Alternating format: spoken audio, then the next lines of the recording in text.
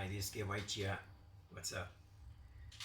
Today I'm going to tell you a story of a man and his shattered dream.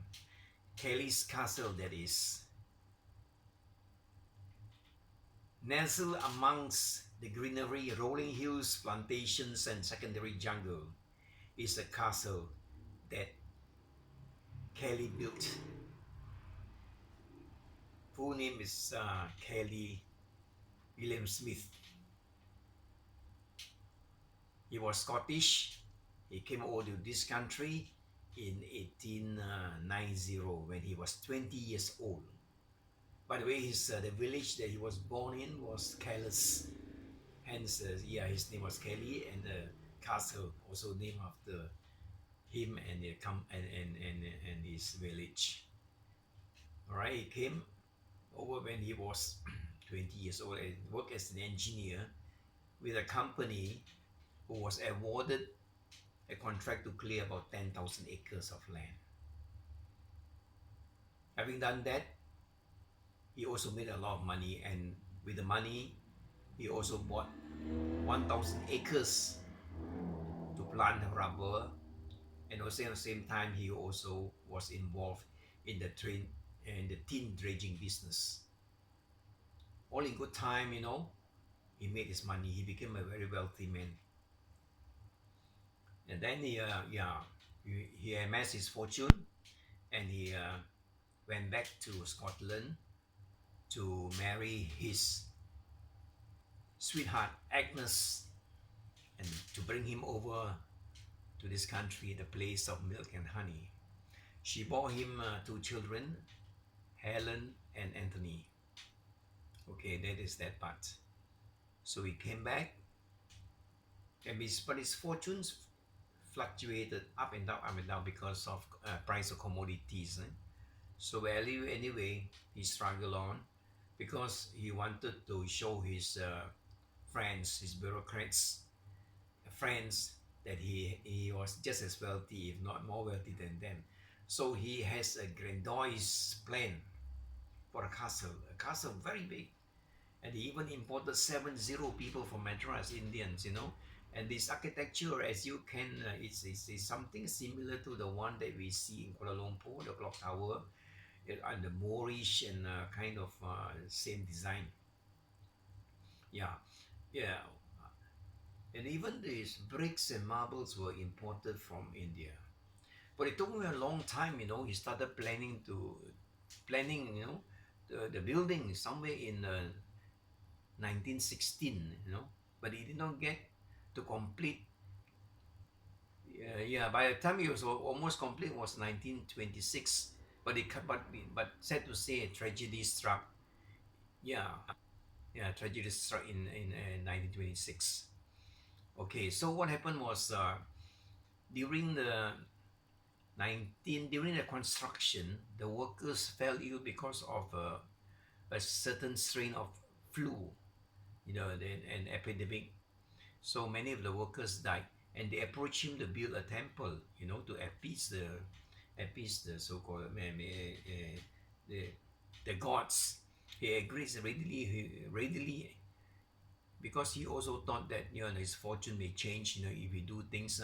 But he was a likable fellow, and people, and then in return for the Indians were being grateful, so they built. They also had a figurine of him, an idol of him, on top of the temple, which still stands today. Okay, that is that part. So and the workers survive until this day.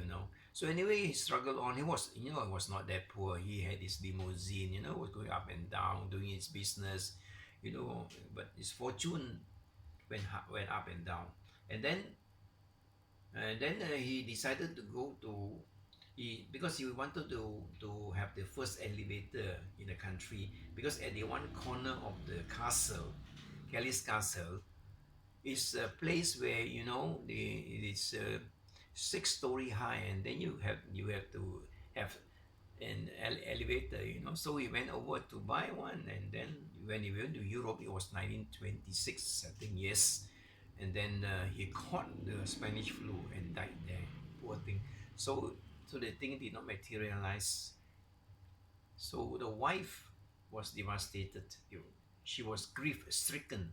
Agnes brought, so she sold land, all castle and everything, lock, stock and barrel, to another company, agency, Harrison's and Crossfield, and went back to Scotland. That was the last we hear of them. Okay, and then Harrison and Crossfield was only interested in planting. They just left the castle as it was from day one. Until it was almost swallowed by the jungle. It was abandoned and derelict. It was in ruins. The thing started crumbling. It was not until 2012 when the government of the day, the tourist department took over and refurbished it. And so at least now you can see the castle is still standing, but it's not. Yeah, they've cemented. They have done something to it, and so now you can enjoy going around, walking. In walking around and looking at the place. But it's a bit something eerie about the place because of its history. It's a tragic story. So so if you go, you should go in a group, not alone, because it's such a vast place you have to explore. And sometimes, man, there are people who say that some people can attest to it. They say, they can even, they have this kind of funny feeling that they are being watched, by unseen eyes. Now, of course, in the night, they say even these are some spooky tales as well. You can hear a man, walking around, purportedly, the ghostly sightings of Kellie himself. Maybe he came back and looked, walking around, that kind of thing. You also many stories about the tunnels. There are a few tunnels built also. You ask the local Indian maybe, but now it's been sealed off. A few tunnels lead from the castle to the temple, but you have to cross the stream. I don't know how they managed to do it, but it seems it's there, but they have cemented, they have recovered it. I don't know. And it's also he left his limo, his car. Kellie had a car, a very beautiful car. He would try around to Tlemcen and Ipoh, to do his thing. So it seems the car was in one of the tunnels. Because when he went to England, I don't think he took it with him. But the wife left in a hurry when he died. I think everything is left there as it was. So that's the story of Kellie's castle. Next time you go there, they show the drop by. See the Batu Gajah, a small village, a beautiful place, and this is where his spirit, where his spirit roams. You see him, Kellie's. It's a romantic story that ended in it's a tragic story, but a beautiful story. Yeah. Okay.